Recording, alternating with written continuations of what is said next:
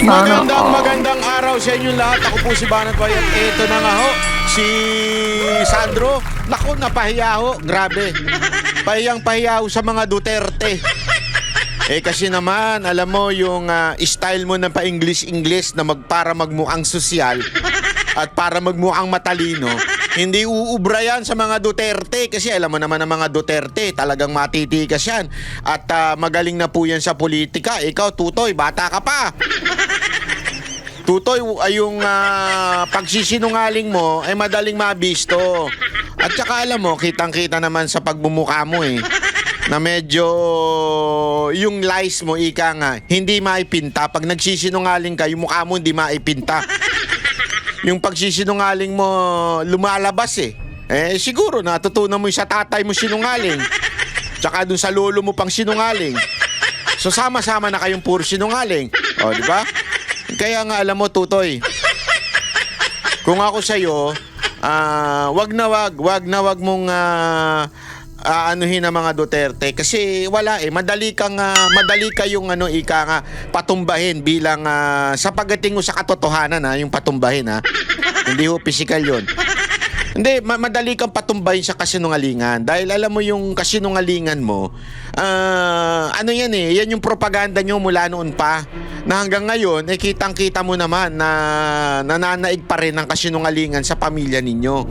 Kaya hindi pwede yung ganyang mo mga birada na tulad na sinasabi mo kasi may parinig ka pa dun sa project dyan sa DPWH ng mga Duterte, hinamong katuloy. Ano ngayon? Paano ka? Gago! Hinamong ka. Diba? Bakit di ka ngayon maglabas ng ebidensya? Sabi nga niya, ako, hindi mo ba alam na bulag ka? Kasi ako nagpakita ng ebidensya. DPWH na mismo nagsabi na tapos ang proyekto, maayos ang proyekto. Yung sa distrito mo. Pahiya ka dyan, Brad. Tutoy, payang-paya ka dyan. Huwag mo nang anuhin yan, dalihin yan dahil alam mo, ang mga Duterte, maingat yan pagdating sa mga ganyang issue, lalo na nung naging presidente ang kanilang tatay. Ay, naku po, alam mo naman si Pangulong Duterte, ayaw na ayaw niya ng Di ba, napakarami na hong pinukol na issue itong si Trillanes. Naalala mo? Yung talonang na si Trillanes? Yung olat lagi na si Trillanes, hindi lang sa eleksyon, pati sa mga kaso, olat lagi. Hindi, alam mo yung si Trillanes, di ba? Lahat na naakusasyon, sinasabing yung mga kesyo parang Davao Syndicate or something, ganyan-ganyan. Alam mo, kung hindi naman kayo kasigunggung din, ang mga Duterte, napakaano ho niyan. Pagdating po sa mga issue, hindi mo yan mabibigyan ng kahit na anong issue kasi nag-iingat po sila. Kasi alam nila na maraming kalaban ang kanilang tatay, lalo na nung naging Pangulo. So talagang lahat ay gagawin nilang tama. Lahat ay malinis. Kasi alam nilang bebuelta ito someday kung gagawa sila ng masama. Yan ang problema sa inyo. Dahil nga tatanga-tanga kayo, akusa lang kayo ng akusa nang wala naman kayong ebidensya, ayan tuloy nangyayari sa inyo. Diba? Pakinggan nga natin to, panoorin nga natin itong news na kung saan napahiyaho itong si Sandro. Binanatan ng magkapatid na Duterte si House Majority Leader Sandro Marcos. Kasunod yan ng pagpapalit ng liderato sa Kamara. Aniya sa frontline sa balita si Bril Montalvo ng News 5 Mindanao. Hindi raw matiis ni Davao City Representative Paulo Duterte ang baho ng korupsyon sa Kamara kaya hindi siya dumadalo sa mga sesyon. Nako po. Yan ang sagot niya Hindi, tama kasi sinabihan siya na hindi daw siya dumadalo. Kung ako rin naman, di rin ako dadalo dyan Puno ng demonyo dyan Puno ng sinungaling. Puno ng mga magnanakaw. Ba't mo naman dadaluhan yung kanimal na yan? Di madadamay ka pa dyan. Tama, mali? Banat ni Presidential Son at House Majority Leader Sandro Marcos tungkol sa kanyang mga pag-absent. Matatandaang bumuelta si Sandro kay Pulong matapos niyang akusahan si Sandro na siya ang pumili kay bagong House Speaker Bogie D at sabihing palabas at cover up lang ang pagpapalit ng liderato sa Kamara. Paka-style ngayon nung anak siya ng Pangulo, pero I can... Hindi ka nakakatawa. Ang sarap mong anuhin. Style nung kanyang Pangulo. Alam mo, nung panahon ni Pangulong Duterte, ni aninag ni Pulong hindi mo makikita Sa lahat ng gulo sa Kamara noon, ni Aninag ni Pulong, di mo makikita. Pero alam mo ba, nung panahon ni Pangulong Duterte, pag si Pulong nagpunta sa Kamara, talagang parang presidente dating, pero hindi mo yan maaninag na dadalaw sa speaker, dadalaw sa ganito, manghihingi ng ganito. Hindi, ikaw, ang ingay mo, tutoy. Oh, ang ingay mo. For you that we are consultative with all the party leaders. I'm sure he's busy looking for the 51 billion that was spent in his district. Sagot naman ni Representative Duterte, walang ghost project sa kanyang distrito. Mas mabuti raw tumulong na lang si Sandro na ipaliwanag kung saan napunta ang 6 trilyon pisong pondo na kinurakot umano ng kanyang tsuhin na si dating House Speaker Martin Romualdez. Yan, derechuhan na mga kababayan. Kinurak-kurakot. Naku po. Mga kurap pala kayo eh. Derechuhan na yan, ha? Oh, derechuhan na yan. Sabi niya, perhaps the gentleman time would be better spent in helping account for the trillions so expertly plundered and cartelized by his uncle, former Speaker Martin Romualdez, and by Congressman Zaldico, so that this may be returned to the National Treasury where they rightfully belong. Asa ka pa, Congressman Pulong. Hindi, asa ka pa. Eh, yun yung ill-gotten wealth ng pamilya nila, di na binalik eh. Asa ka pa. Hindi, totoo. Di ba? Ang daming pang kaso niyan. Eh, yun yung nakatulan nga silang guilty, ayaw nga ibalik eh. Tama mali. So yung pa kayang sa uncle niya, hindi, alam mo, ganito lang kasimple yan eh, di ba? Alam, sabi nga nila ni Bato, anong ibig sabihin yung resignation? Di ba? Yung resignation ay sign of guilt. Sabi, ika nga, sign of guilt at hindi lamang po sign of guilt yan. Talaga nga namang may ibig sabihin talaga niyan, di ba? Ibig sabihin talagang, hindi ko alam kung sign of guilt lang o baka naman para lang matigilan na. 'Di ba? Matigilan na yung kasi ngayon iba na direksyon eh. Iba na direksyon. Ang talagang tinatadtad na ngayon yung mga DPWH official, 'di ba? Para bagang ang dating, tama na ha, nag-resign na, okay na tayo ha. Parang ganoon eh. So sa akin, it's not just a sign of guilt, but maybe sign na para tumigil na, wag nang ituloy ang ganito kasi anyway, eto na, wala naman ako bilang speaker. Kaya lang, hindi ganun ang gusto ng taong bayan. It's not just the speakership. It's the president. Kaya dapat talaga manawagan tayo ng Marcos resign. Kaya yung mga alam mo ha, gusto ko lang sabihin ito kasi meron ako nabasa at napanood na sabi ba naman doon, yung sa Luneta daw is not for, sabi ng mga komunistang NPA, teroristang NPA, sabi nila, hindi daw para sa Marcos resign. Alam mo, for the first time in the history of our country for so long, decades na laging nananawagan ng resign ang itong president resign, kung sino man yung presidente, si Gloria, si Duterte, si Erap, si Ramos, even Cory, naalala ko na itong mga lintik na mga teroristang NPA na nagpapanggap yan na mga congressman, mga representante, lagi yan nagsasabi na resign ang presidente. This is the first time na kumain ng suka ito mga putang inan to. Mantakin mo dati, sinatabi nilang etong si Marcos ay diktador, etong si Marcos ay magnanakaw, sinungaling. Ngayon, for the first time, sabi nila, hindi magtitipon-tipon para isigaw na anti-Marcos o kaya resign Marcos.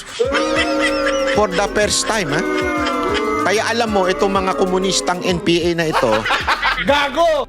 Talagang bayaran. First time yan eh. First time ka na makakita itong mga lintik na ito na hindi nanawagan ng Marcos resign. Halatang bayad. Gago! Magkano kayang binayad sa kanila, no? Billion-billion kaya. Flood control project kaya binayad sa kanila. O dahil sa panahon ni Marcos, lumalakas ang mga NPA, di ba?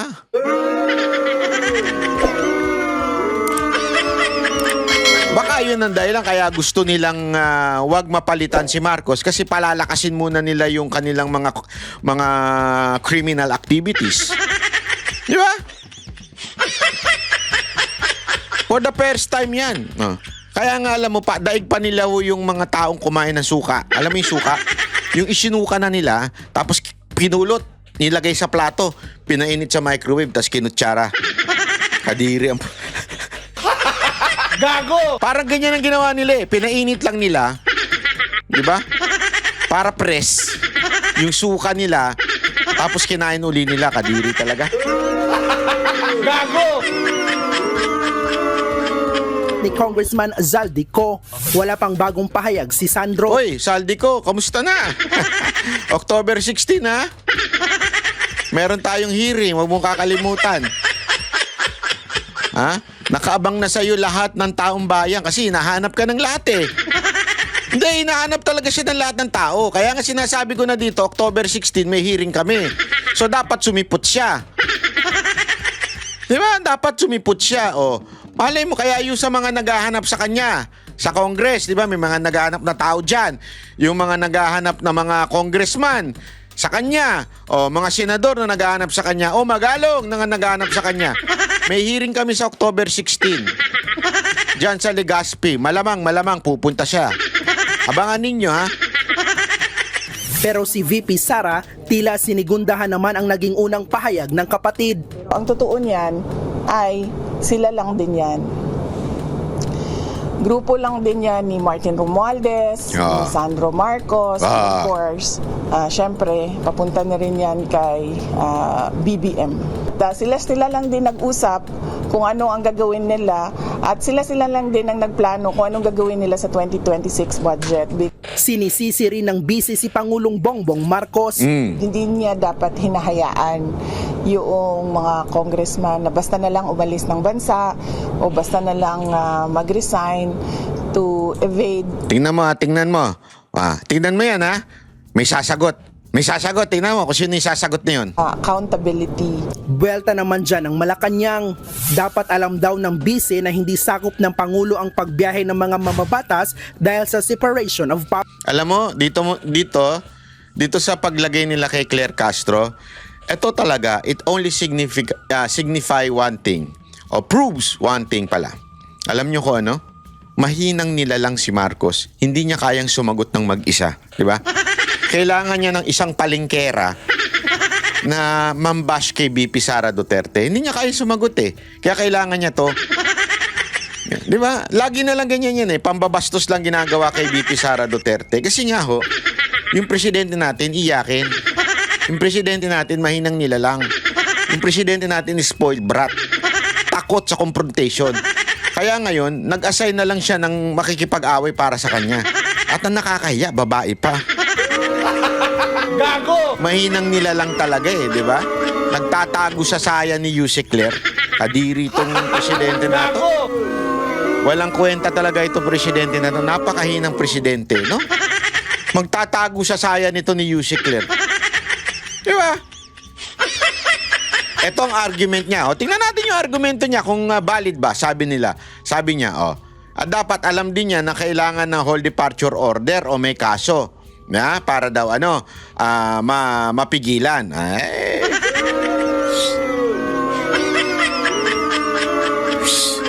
Alam mo, Claire Castro, para lang sa kaalaman mo, ang gobyerno na ito, pag ginusto, kayang gawin. Kahit nga illegal, ginagawa eh. Halimbawa, yung kapag papaalis kay PRRD, yung pagdala sa dahig, illegal yun eh. Yun ay malinaw na illegal. Kasi malinaw na kailangan dalhin muna sa local courts. Hindi mo pwedeng isantabi yun na kailangan dalhin sa local courts. Any accused facing criminal charges ay kailangan mong bigyan ng due process. Hindi binigyan si PRRD ng due process. Dinala, binitbit, without anything. As in, hindi pinayagan ng abogado, hindi pinayagan ng anak, walang medical, wala lahat. Kaya nga sila kinakasuhan ngayon eh. 'Di ba? So ibig sabihin, kung gusto, kayang gawin kahit illegal. Gago! So, ang ibig lamang pong sabihin yan na hindi nila pinipigilan ng pag-alis ni Zaldico o sino man ay dahil hinayaan na lang nila. Hinayaan na lang nila dahil kagustuhan din nilang mawala na yan, hindi na magsalita yan para hindi masumbong ang talagang pinaka-mastermind. Pinaka na mastermind pa. Alam naman natin kung sino yun, di ba? So yan ang dahilan kung bakit wala rin naman daw whole departure mula sa korte. Si VP Sara nga raw mismo ay nakailang biyahe na sa ibang bansa kung saan gumastos na ang gobyerno ng 7.4 million pesos para sa kanyang security at OVP personnel. Anong kinaugnayan niyang statement mo na yan? Ang pinag-uusapan natin dito yung mga congressman. Bakit siya na naman? Talagang obsis ka, no? Obsis na obsis ka kay VP Sara Duterte. Siguro gusto mo rin maging vice president, no? O kaya maging politician. Kasi yung grabe yung obsession mo eh. Malaking bayad ba sa'yo? Malaki ba yung binabayad sa'yo ni Marcos kaya ganyan kaka-obsess kay VP Sara Duterte? Banat ba? Matindi ang akusasyon mo? Hindi, bayad, salary. Di ba? Malaki ba yung salary mo? Talagang pangarap mo talagang i-bash ng i-bash? Alam mo? Sabi ko sa'yo, this will be your ending. Alam mo, eto papayuhan lang kita ha. Makinig ka sa akin na mabuti. Etong si Marcos, destined na bumagsak ito. Dahil alam mong wala siyang magandang ginawa, wala siyang maidudulot. Only time will tell kung ano ang ginawa niya sa bayan natin. Yes, maybe now he is in control, in power. Pero darating ang panahon. Tingnan nyo si Torre. Ano nangyari? Diba? Tingnan nyo si Romualdez. Ano nangyari?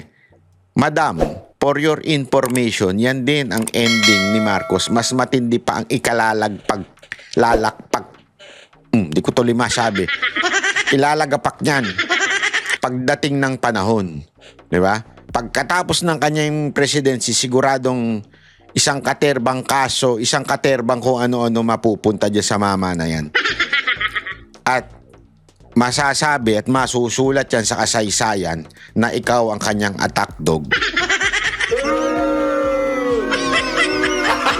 Gago! Nakakahiya, madam. 'Di ba? Sinira mo yung pagiging abogado mo. Wala nang kukuha sa'yo.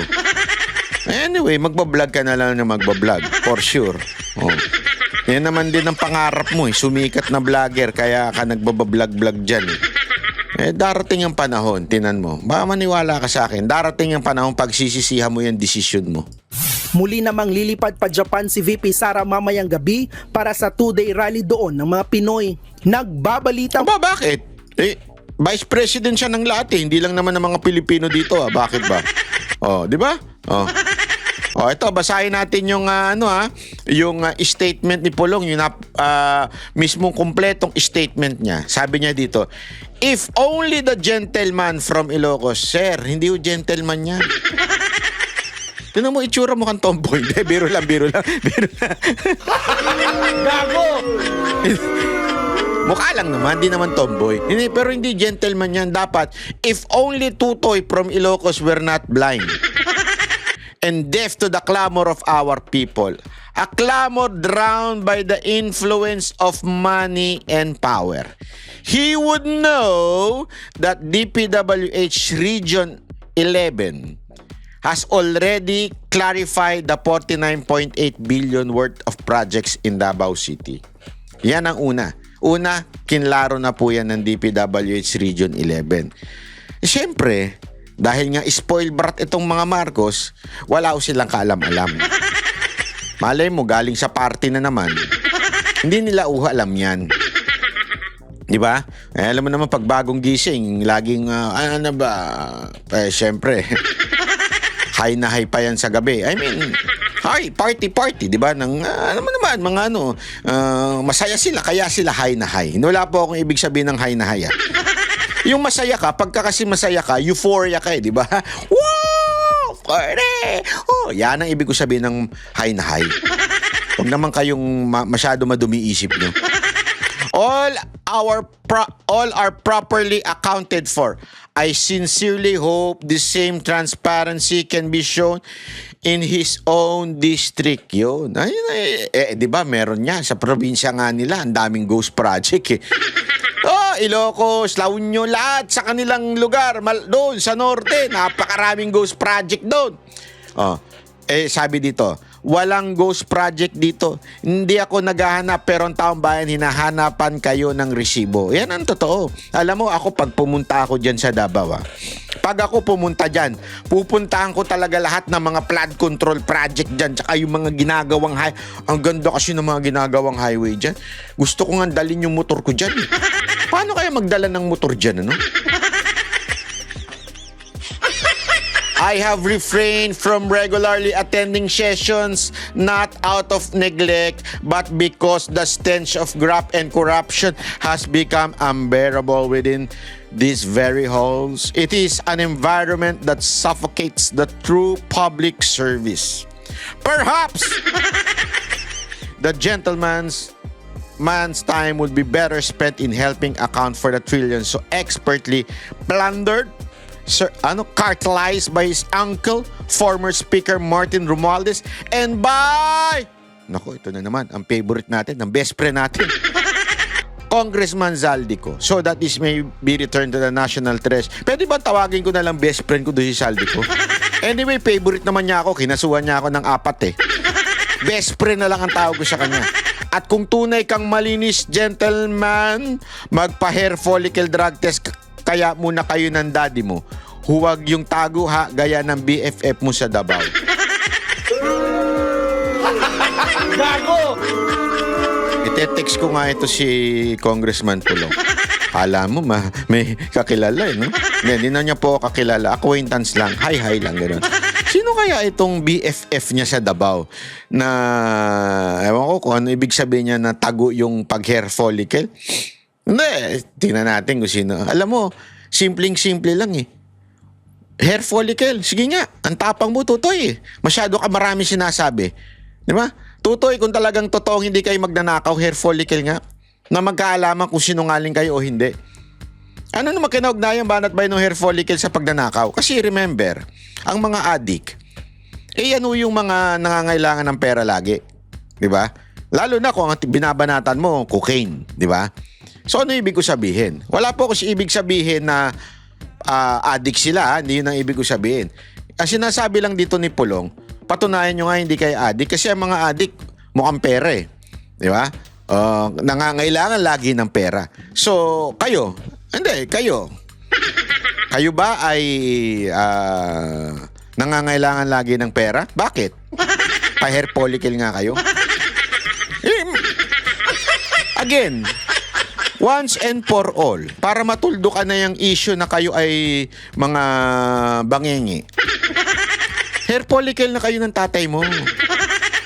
Bakit ba takot kayo magpa-hair follicle? Kung ako hamunin ako ng hair follicle Hindi, pag ako hinamon ng hair follicle, talo lahat ng hahamon sa akin. Bakit? Walang makakuha Hindi, wala ako kasi makakuha. Nagulat kayo, no? Hindi, kasi baka pag ako hinamon ng hair follicle ng kahit sino, papatunayan ko, di ba? Kaya nga yung huling babaeng humamon sa akin, sabi sa akin, bakla ka Sabi sa akin ng babae. Nung hinamon ako, ay pambihira. Yari sa akin yun. Sabi ko, ako hinamon mo kung bakla. Sige nga. Tuwad! Hindi, biro lang. Gago! Hindi. Kung ikaw ay hindi ka guilty Di ba? Kahit anong hamon sa'yo, like kung bakla ka, papatunayan ko ba sa'yo di ba? O are, hamunin ka kung adik ka, papatunayan ko sa'yo hair follicle tayo, papatunayan mo, kaya anong tawag doon, yung alcoholic ka, papatunayan ko sa'yo, gusto mo, 3 buwan tayong walang inom Kasi nga, malakas sa loob mo, di ba? Kasi alam mo, sure ka di ba? Pero kunwari, hamunin ako. Sige nga, banat ba, hamunin kita, ano? Anong hamunan yan? Blood test nga. Kung may diabetes ka, wala. Iiwas ako.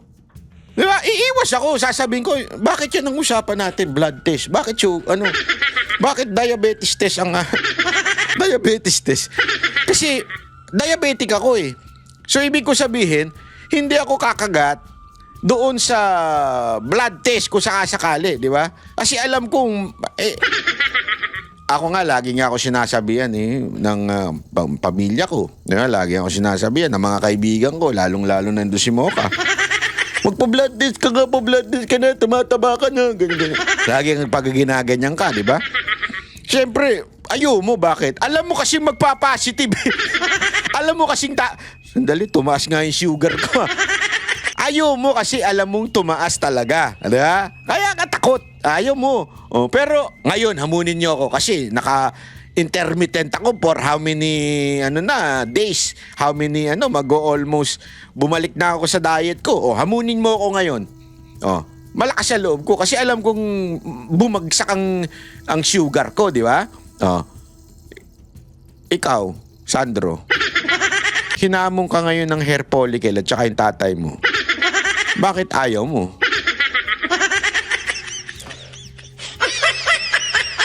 Wala akong sinasabi. Kayo na lang magsabi. Wala po ako sinasabi. Basta ganun. Ayaw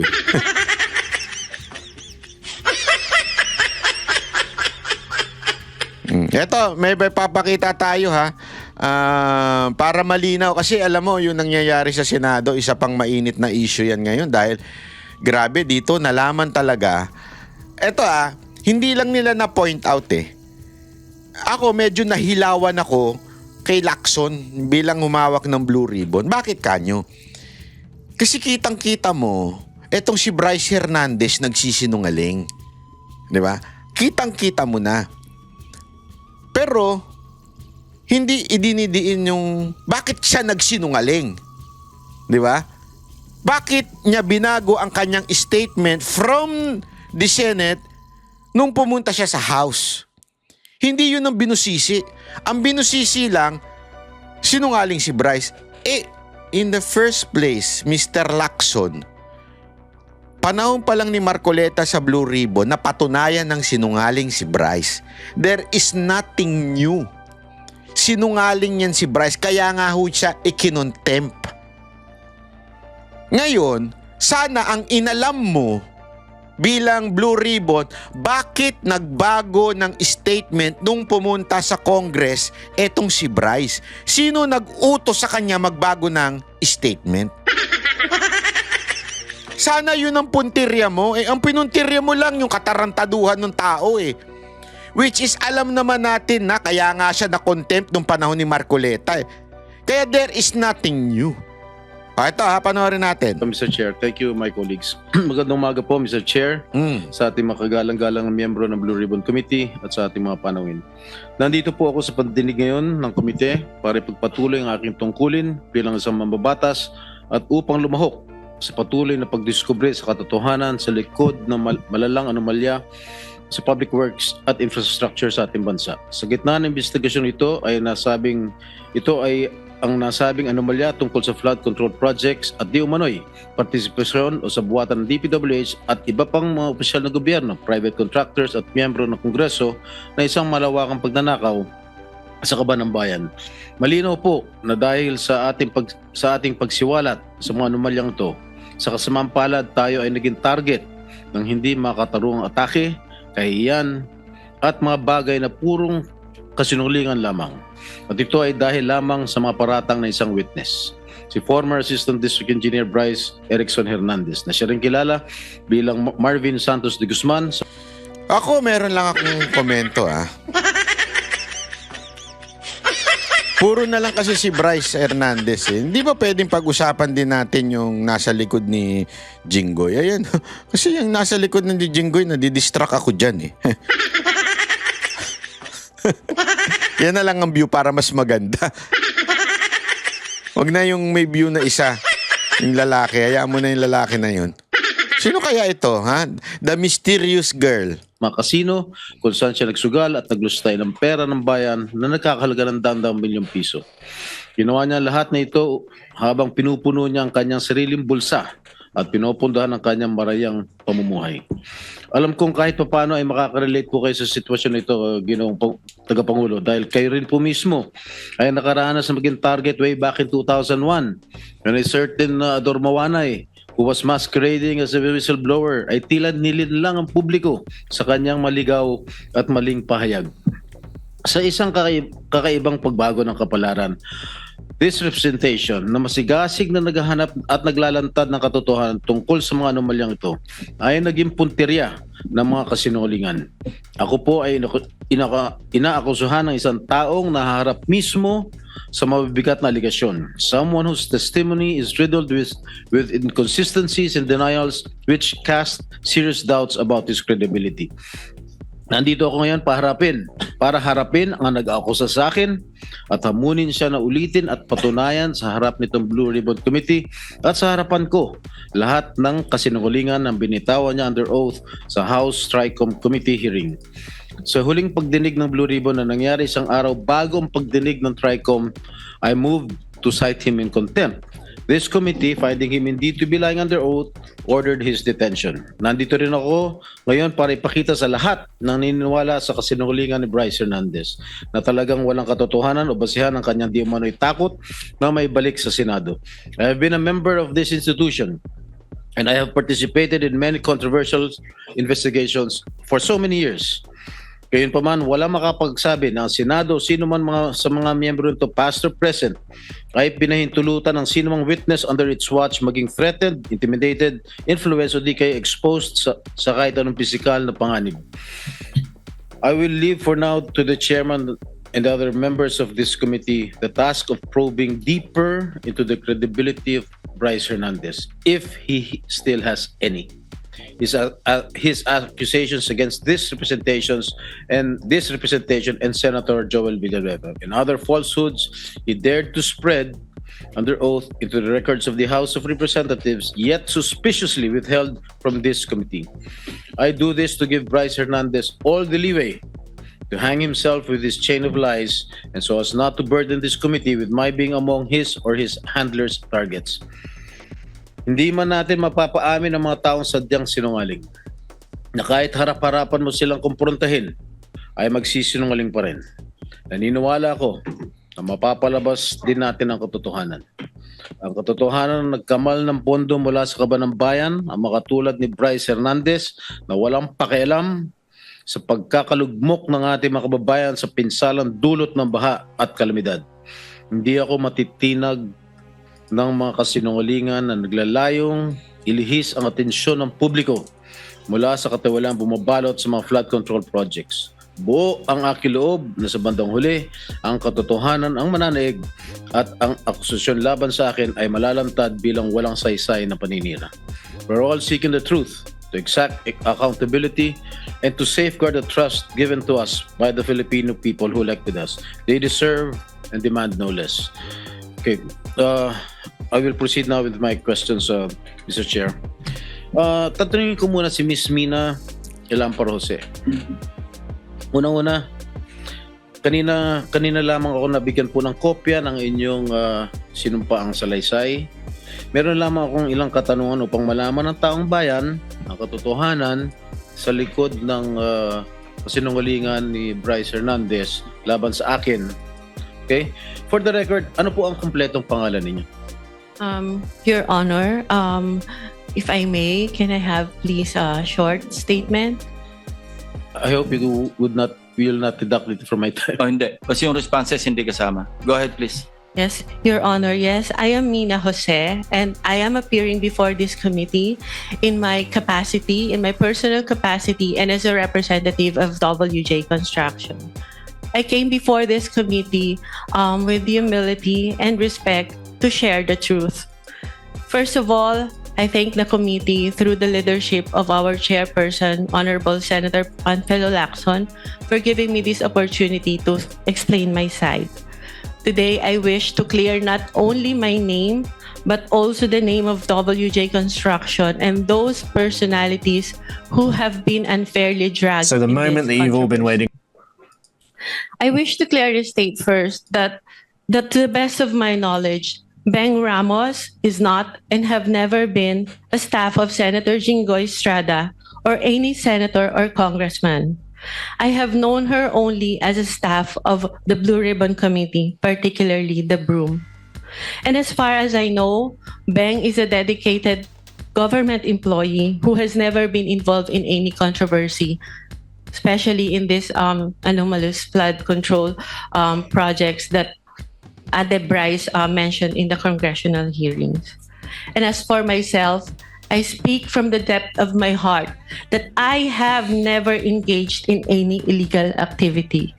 I have never given nor received any money from any public official or government employee, including this Mr. Bryce Hernandez.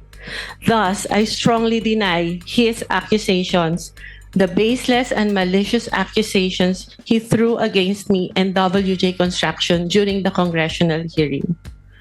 WJ Construction, which my partner and I have devoted decades of honest work to build, has always stood on the strength of its good reputation. We have completed numerous private and government projects, no ghost projects, no substandards. Our clients can attest to the quality of the work and the integrity with which we conduct ourselves.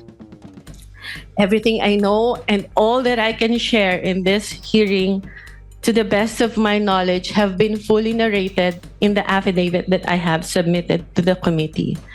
I am here today to affirm those truths, to defend my integrity, and to stand firm for the good name of WJ Construction, which represents not only my family's livelihood, but the honest labor of the many people who have worked for us. I'm sorry, Your Honor, so emotional. Thank you so much. Thank you, Ms. Mina. Itong affidavit dated September 17, ito ba'y malaya mong ginawa at walang nagpwersa o nananakot sa'yo para gawin ito? Wala po, Your Honor. Actually, I made the narrative myself and just asked my lawyer to please prepare it in a legal format. Okay. Kayo ba nangongontrata sa DPWH? Yes, Your Honor. Alright. Ang WJ Construction ay negosyo nyo. Tama po ba? Yes po. Kailan kayo nagsimula magnegosyo? Okay, Pumasok sa construction business. WJ Construction started po as sole proprietor when my husband was still single in 1998. And tuloy-tuloy lang po yung kanyang paggawa ng projects in both private and government projects. And in 2021 po, it transitioned into a one-person corporation. So, ano yung mga kontratang nakukuha nyo sa DPWH? Meron bang mga flood control projects? Meron po kami huling last ginawa na flood control in 2023 po. 2023? Yes po. Ano po lugar? Sa Manila po. Sa Manila lang? Yes po. Okay. Ilan yung mga flood control projects ninyo? So far yun pa lang po. Isa lang? Yes po. Magkano halaga? 24 million po, Your Alright. Honor. Okay. Sabi po ni Senate President Pro Temp Senator Ping Lacson in one of his interviews mentioned that you were in the Senate premises on August 19. Tama po ba? I was there, Your Honor. You were Yes, Your here? Honor. Yes po, Your Honor. Ano po ginagawa niyo rito? I was invited to do an ocular of the supposed project po na dapat gagawin ko po sa office ng isa pong senator. Nako, patay tayo dyan. Pwede ba malaman kung Your Honor, if I may, Nako, it was already stated in the affidavit po that I have submitted. And with due respect, sana po not to name na lang po the good senator because he's not really involved naman po in yes, any I know. of this. I know that Senator, I vouch for his credibility and Opo. integrity also. So, yung ba ang unang pagkakataon mo na pumunta kay rito sa Senado? Nagpupunta na po ako dito in the past, Your Honor. In the past, Opo. anong ginagawa niyo in the past dito? Matagal na po yun, nung senator pa po yung ninong ko, si Joker Arroyo. Kasi po, bumibisita po ako sa kanya and yung mga kaibigan ko po sa Broome. So sino-sino yung mga pinupunta? Senator Jinggoy, in fairness to all the senators, not only those present here, I would suggest that Nako. Jose or Mrs. Jose should identify kung kaninong office siya nagpunta. Okay, Senator Erwin Tulfo po. Nako po, patay tayo dyan. Nako. Gago! Alam nyo kung anong kinatatawa ko dito, ladies and gentlemen? Alam nyo kung ano? If you would remember, there was a press con at si Lacson nagsalita doon sa press con na yon. At tila sinisigundahan niya yung mga revelasyon na nangyari doon sa Congress, sa House of Representatives. Nagkaroon kasi ng pagdinig sa House. Tapos ang issue doon yung mga binanggit na senador. Nandun si Jinggoy at nandun si Villanueva. Binanggit ni Bryce Hernandez. Tapos para bagang sinigundahan ni Lacson na meron nga kami CCTV kung saan etong bagman, di umano na ito daw yung bagman, itong babae, true beng, kung sino man yung lintik na beng na yon, ay doon daw binigay at dinala kay Jinggoy. So, hindi man sinabi ni Lacson directly na si Jinggoy ang pinuntahan nitong babae na ito. Pero yung timing, kaya yung mga media nagpe-piesta nun eh. Pinagpe-piesta nila hinuhulaan nila si Jinggoy ba yan o si Villanueva ba yan? Kasi para bagang sinigundahan pa ni Lacson. 'Di ba? Instead na sana nagsalita si Lacson noon na para bagang meron siyang gustong i-point out na oo, meron ng senador na nakikinabang. Parang meron, kasi ganyan lagi si Lacson eh. Ang dating niya parang investigador ako. Dati akong general, dati akong PNP chief, dati akong magaling na intel. Yung intel niya pala, sunog siya. Yun ang totoo, sunog siya sa intel niya. Na wala naman palang pinaghatirang pera itong babae na ito.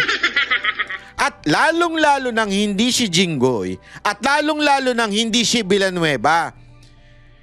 Eh bakit niya parang tila no sa press con niya dati kinargahan yung mga ni-reveal doon sa kamera? Nakukuha ninyo yung pinapaliwanag ko sa inyo? Kasi itiniming niya doon eh. Yun yung mga tanong sa kanya nun eh. Ano masasabi ninyo tungkol sa sinabi ng kamera, ganito. Tapos bigla mong i-bring up yung, oo nga, meron kami CCTV na pinagatiran ng pera, ganito. Eh remember, may pera pang pinakita sa kamera. So ibig sabihin, talagang para bagang meron kayong gustong palabasin. Di ba? Although, hindi din mention any names. Kaya lang, it's really obvious. Ngayon, sunog siya. Bakit? Hindi naman pala nagdala ng pera. Pangalawa, hindi rin naman si Jinggoy ang pinuntahan at hindi rin naman si Villanueva ang pinuntahan. Gago! Kasi wag masyadong alam mo ito si Tito Soto tsaka itong si Lacson, pareho sila ng ugali. Oo. Mga sila, nagma cum laude. Nagma, di ba meron yung yung magna cum laude. Ito, nagma cum laude. Alam niyo yun, nagma cum laude? Ay, hindi niyo ba alam? Nagma marunong. Meron silang ganyan laging eksena sa buhay nila. Yung nagmamarunong. Ano po naging sadya niyo sa office niya? Meron po kasing problem yung terrace ni Senator Erwin na binabaha po siya, lalo po pag umuulan. So, ako po yung na-refer na contractor nung staff niya na kung pwede po tingnan namin gawa ng solusyon and mag-suggest po kami sa kanya. Yes, Mr. Chair. The permission. Oh, tignan mo, nasira na lahat si Jinggoy at saka si Villanueva, yung pala si Erwin Tulfo ang pinuntahan. Gago! Alam nyo kung bakit? Sabi ko nga sa inyo, nagma cum laude yan eh. nagmagaling siya, may bumulong sa kanya na may CCTV, inassume niya na kaagad, konektado yun sa revelasyon doon sa camera. Inassume niya kaagad. Eh yung pala, mamaya sasabihin ni Lacson, hindi niya pa pala nakikita yung CCTV. Gago! In the first place, Lacson, hindi mo pa pala nakikita yung CCTV. Why did you mention it during the time na binabatikos ng kamera yung mga kasamahan mo? Gago! From Senator Estrada. With the permission of His Senator. name has been mentioned. I think we owe it to him. No? Mr. Chair, the only time that I learned of the Double J construction was through a staff of mine na recommended me this group to fix my veranda on the 5th floor, Mr. Chair. But when upon learning her name was mentioned by Engineer Bryce, we immediately requested to cancel all contracts with WJ, where I specifically ordered to terminate our office refurbishment project with WJ. And also, that was on September 9, Mr. Chair. And then on September 11, I issued another memo asking for an incident report to all concerned employees, specifically the friend of the Double J Construction, Mina Jose. And on September 18, I passed an internal policy for gate pass and visitors pass requests na wala po muna kami natanggapin ng mga bisita because of that. Mr. Chair, this representation is willing to submit all the documents. The memo stated dated September 9, memo September 11, memo on September 18, and of course the drawing submitted by Ms. Mina Jose for the refurbishment of my veranda on the 5th floor. Also, some contracts we're willing to submit for in this committee, Mr. Chair. Thank you. Mrs. Jose, meron pong sinabit sa aming opisina yung Director General, CCTV footage. So gusto ko lang malaman din para sa kaalaman ng lahat. Bukod sa opisina ni Senator Erwin Tulfo, saan po pa kayo nagpunta? Meron pa po akong pinuntahang office. At sabi ko nga po, may mga kaibigan po ako sa Broome na tinext ko na papunta ako ng Senate and I want to see them. Can we flash on the screen yung footage, yung CCTV? Inamin mo yung Broome. Ano yung Broome? It's the Blue Ribbon Oversight Office Management, Your Honor. Yun na naman si Nagma. Ito, no? Nagmamarunong talaga no? Sa 3rd floor na ba ito? Doon muna sa ground floor. August 19. Yeah. August 19, correct. Sige po, habang tinitingnan nyo, kayo na yung magkwento kung ano yung flow ng events nung kayo dumalaw dito. Anong oras? So from the lobby po, nagsabi po ako na I have a permit to enter the Senate, and then tinanong po yung pangalan ko, hinanap po nila sa computer, and then nung na-confirm po nila, sabi nila, umakyat ka na sa 2nd floor. Doon ka mag-register. So pag akyat po, nakikita nyo po, meron pong separate na bag and body scanner where yung mga guest po dapat mag-pass through muna doon. After po noon, pupunta po sa logbook area, ilalag nyo po yung pangalan nyo, yung phone number nyo, taga saan kayo, and kung saang office kayo pupunta. And hitingnan po kami ng ID to verify kung kami po talaga yung nasa list. And that's what I did, Your Honors. Ito po, yan na yung pumunta kayo sa Broome, di ba? Yes sige, po. Sige, tuloy nyo lang. Yeah, so dahil nga po nakita ko na yung elevator is cramped and dalawa lang po yung para sa mga senators, isa lang po yung sa guests, and natatakot ako na pumasok sa cramped elevator because I don't have my mask. I took the stairs po. And dumaan po ako kay Beng. Inuna ko po muna siya dahil sa totoo lang po, nakiusap po ako sa kanyang mag-prepare or mag-print ng sample proposal na i-attempt ko po sanang i-present kay Senator Erwin. So dumaan po ako doon briefly. Nagpicture pa nga po kami and I texted my other friend sa Broome who was at that time in the session hall to tell her na, hey, nandito na ako. So after po noon, umakyat na ako dahil nagagalit na po sa akin yung staff ni Senator. Bakit daw po ang tagal ko? Sandali lang daw po si Senator para explain sa akin kung ano yung gusto niyang gawin. So umakyat na po ako sa office ni Senator Erwin Tulfo. Mr. Chair, may I also add that we'll be submitting a screenshot of the text message between my staff and Miss Mina Jose. Where was she during that time? Dahil doon po sa text message, sinabi niya dumaan pa sa Broome. At meron din po akong letter sa staff ko asking her bakit dumaan sa Broome. Parang ginamit po yung aming opisina na makapasyal siya sa Broome, wala naman po sa agenda. Hindi rin po niya minensyon na may kilala po siya dito sa Senate, dyan sa Broome, sa Blue Ribbon. So, in other words, Mr. Chair, parang nagamit po yung opisina ko para dumaan po siya sa Broome kung ano man yung kanyang business doon, Mr. Chair. My apologies, Your Honor, if that appeared that way. It was just my intention to see my friends, especially when I heard that Beng has Siyempre, magagalit si Erwin nun. Oh. is suffering from cancer and I haven't seen her in a long time. So I thought it was an opportunity for me to also visit her. Mr. Chair, the question is, you should have told us na may kaibigan ka under investigation. My staff even asked me, Mr. Galit na Chair, galit. you would remember and you lied. Galit na galit. Sinabi namin, baka ikaw sabit ka dito sa flood control. Wala po kami, hindi po kami sabit dyan.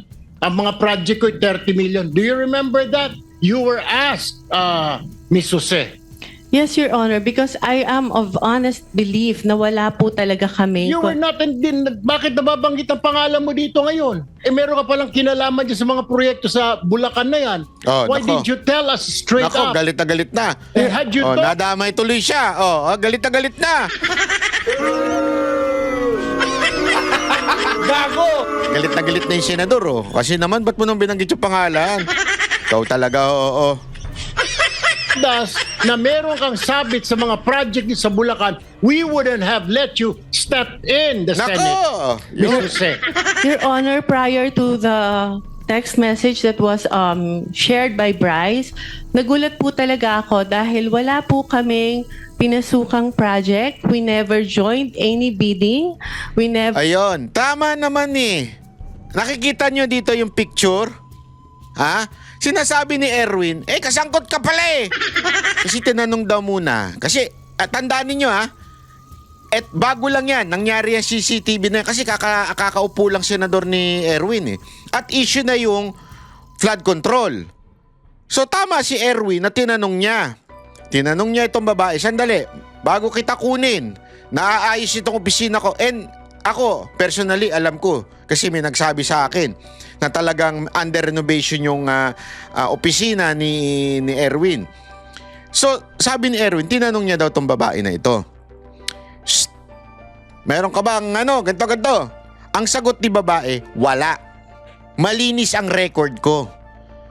Tanungin kita, kung may utak ka, Kung may utak ka, kung ikaw alam mo sabit ka, kung alam mo may problema ka, pupunta ka pa ba sa Senado para ipipresenta mo yung sarili mong gumawa ng proyekto dyan? Di ba hindi? Kasi common sense.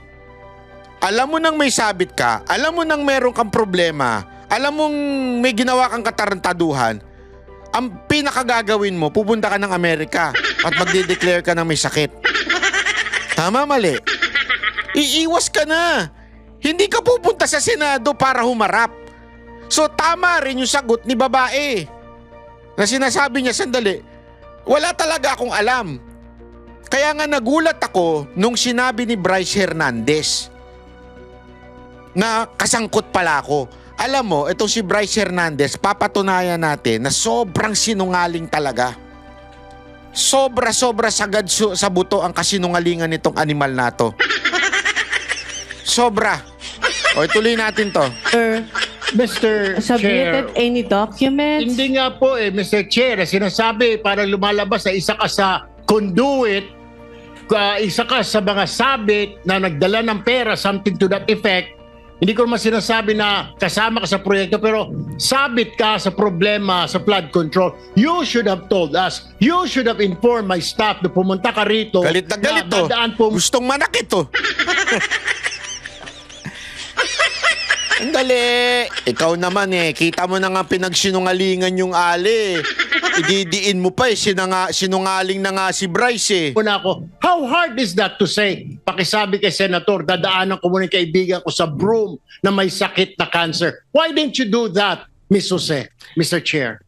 Your Honor, I don't think Senator Erwin is privy to the conversation with the staff Yes, to yeah. whom I have mentioned before. Senator This- Erwin, please, no.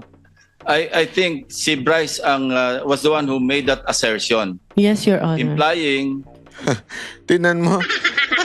Pati si Lacson, alam niya si Bryce ang may kay katarantaduhan Ito naman si Erwin, porkit nabanggit lang yung pangalan mo, pikon na pikong ka na. Hindi ka naman tinuturo. Ang linaw naman na sinabi ni Ateng. Masyado ka namang naging defensive. Huwag masyadong defensive. Hindi porket close ka kay Martin Romualdez, kailangan mo maging defensive. Ayan, nasabi ko sa'yo, huwag ka nagdidikit dun Dikit ka ng dikit dun Ayan tuloy kung ano napabibintangan sa'yo. that WJ/Beng Ramos magdadala ng obligation. Can you clarify that? Ano yung obligation na sinasabi mo? Yun po yung yung sa proponent po nung project na ibinigay po ni Boss Henry sa kanya.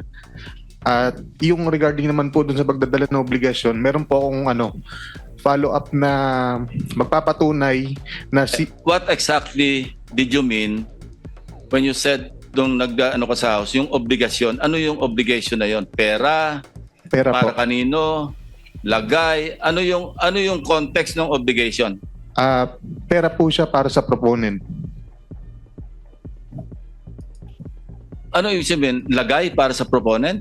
Yung advance po. Opo. Advance para yung sa parang proponent? bayad po para dahil nakuha na yung project na yun. Mrs. Jose? Your Honor, I don't know what he was talking about because the context of that message is about giving him documents for a supposed po dahil hindi natuloy na joint venture. If I may, Your Honor, in my affidavit. Wait for a while, And pag sinabi mong proponent, you were directly linking Senator Jinggoy, di ba? As the proponent. Ay, hindi Kasi po. minention mo yung Beng Ramos na sinabi mo, stop siya ni Senator Jinggoy. So Yeah. that was the implication. Pag sinabi mong magpapadala o ipapadala yung obligation, So alinaw niya, no? 'Di ba? Dito sabi ko nga napakasinungaling nito ni Bryce. In-implicate niya kagad na hindi niya sinabing direkta. Kasi gusto niyang makalusot doon sa yung palusutan ng mga may kabit. Alam mo yun? Wala naman ako sinabi. Hindi, yung mga ganun ba? Pero sa totoo lang, yun din ang ibig sabihin nun. Kasi in-implicate niya na meron dinala itong babae na ito doon kay Beng Ramos. At si Beng Ramos, sinabi niya, ay staff ni Jinggoy Estrada. So, without saying directly na itong babae na ito ay magdadala ng pera dito kay Jinggoy Estrada. Kasi nga, bakit pumunta kay Jinggoy? Kasi nga, sinabi niya si Beng ay empleyado.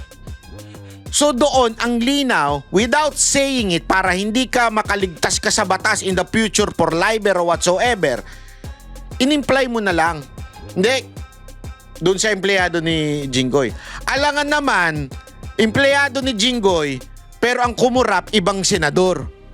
It's really obvious kung sino yung pinatutukuyan mong tumanggap nun. Kasi empleyado ni Jinggoy, yun ang sinabi mo, which is hindi pala empleyado ni Jinggoy. Gago!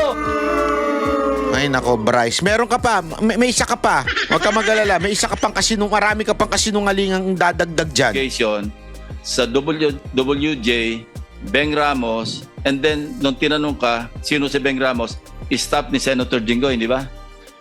Yes po. So yun ang in-imply mo na yung obligation na sinasabi mong para sa proponent para kay Senator Jinggoy. Hindi po, Your Honor. Ano yun? Sino yung proponent ngayon? Ibang project po yung hindi po galing kay pinagdugtong mo Senator kasi Jinggoy. Anyway, sige, please continue, Mrs. Jose. If you remember po dun sa shinare niya na text message, nagpakilala lang po ako na Mina, WJ Construction, Beng Ramos, for him to know na nakuha ko po yung number niya kay Beng Ramos. And nag-usap po kami, nagpakilala ako as contractor, nagtanong po ako sa kanya kung ano po ba yung, to have an overview kung ano po yung mga projects na meron po sa kanilang district nung sinabi niya po na siya ay taga Bulacan. So, nung sinabi niya po... Ito yung thread ninyong dalawa. Sige, tuloy mo lang. Yes po. Nung sinabi niya po na mostly flood control, tinanong ko po kung ano po yung category na required nila. Ang sabi niya po, at least small A. Sabi ko po sa kanya, hindi po pala kami pwede because our flood control category is only small B. So, baka hindi na po kami tumuloy. And he suggested po na pwede pa rin naman through a joint venture agreement, which is naman po normal na kalakaran sa construction sa DPWH na if you want to participate in a project na hindi ka qualify, you can do a joint venture with a license na qualified po doon. So, our agreement was that. But sa kanya po, bibigyan kita, ipapakilala kita doon sa contractor na qualified. But all the expenses, sabi niya, for the processing of the joint license agreement will be for your account. So ako naman po nag-agree, no? And yun po yung conversation namin. Nasabi ko, sige, Pero alam mo, ito may papakita ko sa inyong video bago ituloy yan. Ito. Nakita nyo? Lacson. WJ Construction employees seen delivering kickbacks in Senate. Pero hindi niya pa nakikita yung CCTV dito. Pero in-imply na ni Lacson, hindi po ako nagsabi, Inquirer, ayan o, inquirer.net. In-imply na ni Lacson na she was delivering kickbacks in Senate. So, Lacson, magmalinis, kasama ka sa nag-i-imply nung una. Parinig natin ito yung interview niya. Ito yung after nung, kita nyo, 7 days before. Yan po yung after magkaroon ng pagdinig sa kamera. Okay, play natin. Ay. Sabi ko na nga unmute eh. O yan. Pasok. As we speak, meron kaming video footage ng CCTV footage na dumalaw dito talaga yung WJ. Ang pangalan niya Mina, no? Ipapatawag namin yon. Kasi tatanungin namin, although may idea kami kung saan siya nagpunta rito, kaninong opisina ang dinalaw niya, pero ipapatawag namin para malaman natin kung kanino siya nagpunta, kaninong office at sino yung kinausap niya para maliwanag whether or not staff ng Blue Ribbon yung pinuntahan o legislator yung pinuntahan, edi magpaliwanag yung kapwa senador kung siya ay napuntahan. Bakit nagpunta rito yung WJ? Papasupin ako yung yung in charge sa CCTV rito para siya yung mag-testify na actually on this date, at this time, kung saan pumunta. Ito yung, makikita naman sa CCTV yun eh. Pero mas mainam na yung formally i-testify noong mismong operator ng CCTV kung saang opisina, kailangan yun eh. Kasi kung CCTV alone, hindi mo mapagsilita yun eh. Pero may initial info kayo, sir, kung kaninong office na meron, senator? pero hindi validated eh. Kaya mas magandang tingnan na muna. Sir, will you be inviting Pinasecure ko na yung footage. It's a good thing that... Yeah. Ito yung problema kay Lacson eh. Yun yung nagmakaw loud eh. Nagmamagaling minsan eh. Na parang ang dating, after na camera, bigla siya nagsalita ng ganito na para bang sinisigundahan niya yung sinabi ng camera na si Jinggoy at saka si Villanueva may nakakitang CCTV na nag-deliver ng kickbacks. Hindi ako nagsabi ha. Inquirer. Ayan ang linaw. Lacson. Nagpa-deliver. So ibig sabihin dyan, noong una, sumasakay ka na para madiin yung dalawa mong kasamahan. It happened last August 19. Kasi ang lifespan ng footage, 1 buwan eh. Yes. Kung inabot tayo halimbawa September 20 ngayon, Wala hindi na na. natin burado na yon. Oh, 'di ba? Ho? Ang linaw eh. Tapos ngayon, si Bryce lang ang inaano mo. Deliver ko dyan yung mga document through my staff. And I have to know pa po kung sino yung taong kausap ko. Kaya medyo ano pa rin po ako medyo cautious pa rin po ako. I want my staff to go there para makilala po siya at kung sino yung contractor na sinasabi niya. Mr. Chair, may Mr. Chair? I interject? Mr. Chair, Yes, Senator with the Marcoleta. permission of Senator Bryce, nung nag-testify ka sa House, matibay yung salita mo na si Miss, ano pangalan? Mina po. Mina, ay magdadala ng pera sa proponent. At ang binanggit mo sa House, si Senator Jinggoy. Di ba? Sa House. Your Honor, nakalink lang po na ang pakilala kay kay Ma'am Mina and Ma'am Beng is staff po ni Sen Jinggoy. Pero hindi po obviously. specifically sinabi ko na yung proponent Sinungaling. is para po kay Senator Jinggoy. Ayun, malinaw ngayon, ina-attribute mo lang bali kay Senator Jinggoy dahil Tanginan staff niya yan. si Beng. Tama? Oh. Hindi po. Ibang projects po yung sinasabi ko na nakatag po kay Senator Jinggoy. Hindi po yung specifically noong 2022. So, iba na naman ang sinasabi mo. Ito muna. Iba na isa-isa naman lang. Putang inan to. Sorry. Bawi natin yan. Binabawi ko yan. Nag-iiba ka na naman ng ng salita. Excuse Sa me, House, Senator Marcoleta, with the indulgence of the other members, we are suspending the one follow-up question because of the sensitivity of this issue. Okay. We want to resolve this and get to the bottom of this. So, with your indulgence, baka pwedeng suspend natin yung one follow-up question. Mag-freewheeling muna tayo. Sandali. Thank you. Thank you, Mr. Chair. So, Yan na hindi ko maintindihan Ito si Lacson paputol-putol Kasi pwede nang idiretso yun dyan Sino nagsabi sa'yo na i-implicate si Jinggoy? Obviously, Congress, House. Obviously, tama yung sinasabi ni Marcoleta na merong nagdidikta at sabihin na magturo ng mga senador. Dito, without implying directly, without saying directly na si Jinggoy ang tumanggap nung whatsoever na dinala daw ni Mina, yung pala walang dinala. Pangalawa, hindi pala pumunta kay Jinggoy. Nagpunta lang kay Beng kasi nga daw may cancer, stage 4 ata si cancer yung si Beng. So dinalaw lang na bilang kaibigan. Tapos inimplicate niya na, parang sinabi niya na kagad indirectly, hindi empleyado yan ni Jinggoy. Gago! Gusto niyo pa ba malaman kung gaano kasinungaling tong animal na to? Ha? Gusto niyo pang malaman? Ito. Mr. Bryce Hernandez, hindi tayo personal na magkakilala. Do you confirm? Yes, Your Honor. Ni minsan ay hindi po ako tumawag sa iyo, nag-text message sa iyo, nag-message. Tama ba? Yes, Your Honor. Sinabi mo sa testimony mo sa House na binigay mo ang pera kay D.E. Henry Alcantara at siya ang nagsabi sa iyo na bibigyan daw niya ako. Is this correct? Wala pong specific na sinabing ganon, Your Honor. Pagkatapos mo ko dinurog sa House ngayon, wala ka specific na sinabi. Yung dito po kay Gago! Napakagago, no? Biglang iba na istorya. Dapat ito ikulong forever sa Senado. Sa totoo lang, dapat ikulong to forever. Kung ako misis nito, huling-huli ko na to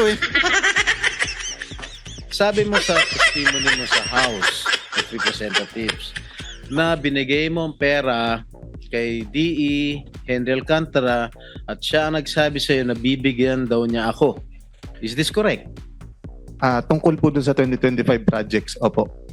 Hindi po dun sa 2022. Mr. Bryce, you mentioned the name or names of Senator Estrada and Senator Villanueva. Is Senator Estrada twice on 2 occasions sa House? Yes po. One, 10:40 a.m. Sinabi mo, Senator Jinggoy Estrada and Senator Villanueva. with a list of projects. I remember that. No? Yes po. And then on another occasion, 12:50 p.m., yun na yung pinakita mo yung screenshots na walang kahulugan sa ngayon, lumalabas. Yung kay WJ, kay D. Alcantara, tapos nilink mo kay si Beng Ramos, nilink mo kay Senator. Cleared na yon. Yes. Cleared na yon. Actually, regarding po doon, Your Honor, meron po akong follow-up na text message po na nag-confirm na nagdala po it's either Ma'am Beng or Ma'am Mina sa office. Dinala po doon sa administrative officer namin noong time na yon. Meron po akong text message na yun. Galing po sa Chief of Staff ni Boss Henry Alcantara. Kinonfirm po na nakapagdala na ng obligasyon sa office. Do you have that? Yes, I have po, Your Honor. So that's related to the WJ. Yes po, Your Honor. Nagdala ng pera. Can you show that? Yes. Or, sige, basahin mo nga. Page. Kaninong office yun? Kaninong office? Ito po yung text message sa akin nung staff po ni Boss Henry. Sinong staff yan? Carlo Rivera po. Carlo Rivera. Sige, pakita na sa screen. Sige po. Andito ba si Rivera? Andito? Hindi ko po napansin, parang wala po. Baka pwedeng paimbita, Mr. Chairman. We will.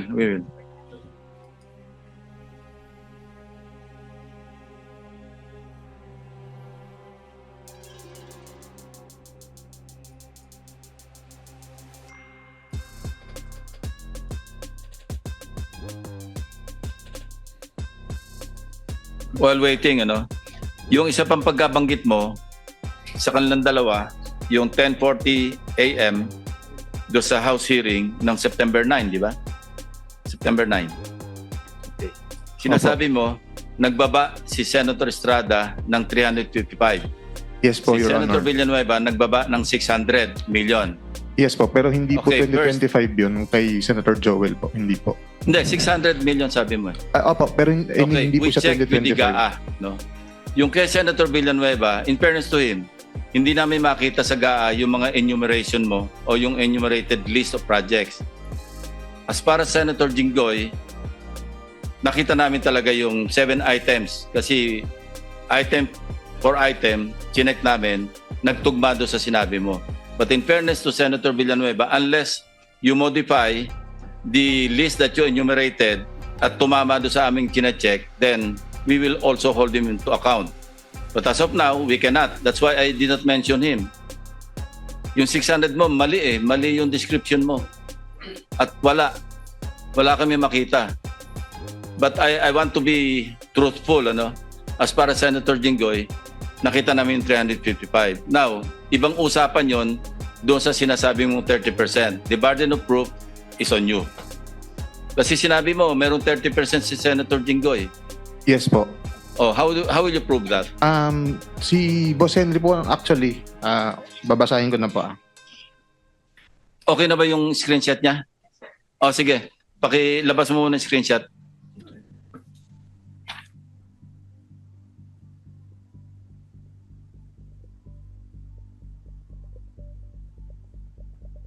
Sige, you start reading from your cell phone. Sige.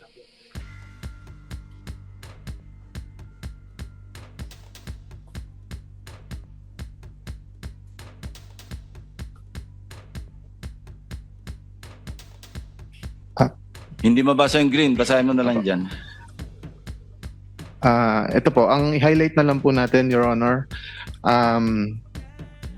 December 16, 2022, 11:20 in the morning, nag-message po ang staff sa akin ni Boss Henry, si Engineer Carlo Rivera po. Ito po ang message niya. Boss, good day, M. Nakuha ko na po pala kay AO, which is Administrative Officer, yung pinadala nila Ma'am Beng Ramos. Yun po. Yun. And then? Iba na po to eh. Ito pala. Good day, may bidding ba tayo? Nagtanong po ako sa kanya. Ang sabi niya po, wala pong bidding today, Monday po ulit bidding natin. Tapos nag-message po siya ulit ng December 16, 2022, 3:26 p.m. Nandito po si Kuya Sani. papasabay ko na din po ba yung kay Beng Ramos? Sabi ko, okay, sige, pakipasabay na.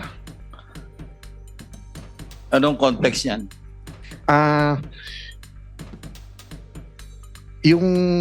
Yung pera po na dinala nilang Beng Ramos. Anong project yan? Your Honor, nakalimutan ko lang specific anong project to ng 2022. May nakakalimutan, Bryce. Opo. Kumpletuhin mo yung context, no? In fairness to Senator Jinggoy. And in fairness to Beng Ramos, kasi vague eh. Opo. Sinabi mo nga ipapadala. Buuin mo yung istorya bago natin itackle yan. Sige po, Your Honor. Try to recall, try to remember, and then kumuha ka pa ng additional proof. Because sa akin, face value eh.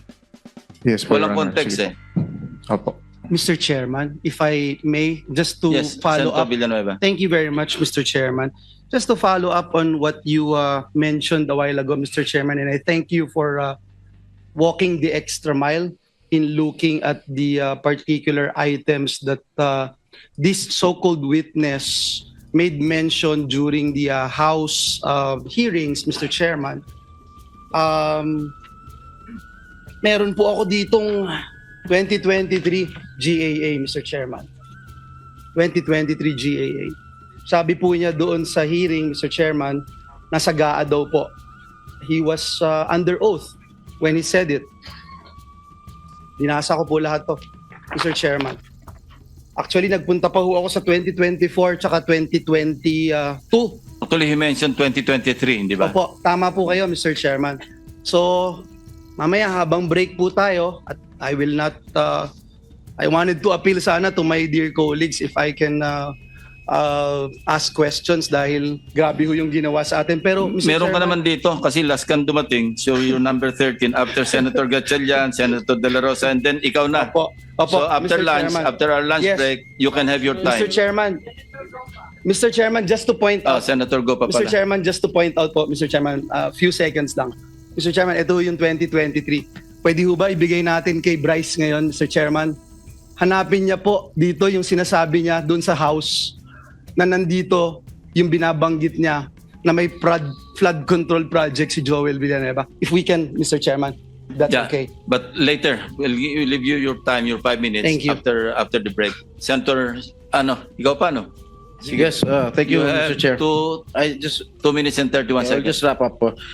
For the information of our of the committee, yung sinasabi po ni Bryce, December 16 of 2022, I have not participated in any budget process for the projects for 2022, and that is very, very clear. All right. Engineer Alcantara, sinabi ni Bryce na binigyan daw niya sa iyo yung pera at may mga nakausap kang politiko na ang sabi niya, binigyan ka ng pera para ibigay mo sa politiko. Am I correct? Is that true? Is that true? Can you confirm? No, Your Honor. Respectfully deny po yung sinasabi niya. Ano po? Respectfully deny po yung sinasabi niya na binigay niya po sa akin na may mga ganun pong issue, Your Honor. So tama si Senator Lacson, the burden of proof lies with you, Mr. Hernandez. Kasi tahasan mo sinabi sa House of Representatives at kinundina naman ako ng taong bayan dahil sa isang salita mo na ako raw ay humihingi ng 30%. Okay? Mga kababayan, to my colleagues here in the Senate, I have already been crucified, vilified in the past. And I am, again, an easy target. Kahit sino pwedeng sabihin nilang pangalan. Pag sinabi mo pa, si Senator Hontiveros, mihingi ng 30%. Maniniwala ba tao? Hindi. Pag ako... Ay, hindi. Sandali. Naniniwala ako doon. Kung sakasakali. Kasi di ba, naalala mo? Hindi, kung sakasakali lang naman. Wala naman nagsabing meron. Pero kung sakasakali may magsabi, maaaring maniwala ako. Kasi may issue siya sa PhilHealth dati. Gusto ko lang sabihin. Maniniwala ba tao? Yes. Dahil I have my past. Meron akong mga nakaraan na issues. Kaya I am very vulnerable to all these attacks. And I deny vehemently na merong hinihingi akong porsyento sa mga proyekto. Okay? And siguro, sinabi na ni DE Henry Alcantara na panay hearsay lang. Nakita mo ba na binigyan ako ni Henry Alcantara ng pera? Did you see? Did you ever see Alcantara handing money over me to me? I don't think so. Pero ba may nakita ka ba? Sigutin mo lang, yes or no, may nakita ka ba? Wala po. Okay. That's all, Mr. Chair. Kita mo, ladies and gentlemen, basta lang siya sinabi niya, eto, binigyan ko ito si Alcantara ng pera para ibigay kay hinihingi daw ni Alcantara yung pera para ibigay kay Jinggoy. Paano kunwari lang, halimbawa lang, sabihin ko, Jay Guevara, ibigay mo na sa akin yung perang hinihingi ni Boss Dada. Kasi daw, ganito, ganyan. Pero wala naman sa akin sinabi talaga si Boss Dada. Diba? Ginamit ko lang siya. Oh. Tapos ikaw, tatanga-tanga ka nga naman. Ganun ba? O sige na nga, ito na nga, oh. Inassume mo na lang na si Boss Dada ang nanghingi. Diba? Pwedeng ganun eh. Kaya nga alam mo, ito si Bryce, napakasinungaling. Kaya nga pinalitan na daw ang pangalan niyan eh. Bukas pag-usapan natin yung pinalit na pangalan sa kanya. Alam mo kung anong pangalan? Lice Hernandez. Puro daw kasi kasinungalingan yan eh. Kaya nga bukas pag-uusapan natin yan. Pero hanggang dito na lang po muna tayo. Mahaba na ho itong video natin. Okay? Maraming salamat. Sana po huwag nyo kakalimutan magpa-subscribe. Kung talagang gusto nyo supportan si Banat Bay, magpa-member na po kayo para naman na suporta kay Banat Bay. Pero kung hindi, okay lang din naman kahit subscribe lang. Kayo lang naman eh. Hindi, joke lang. Okay. Maraming salamat. Okay?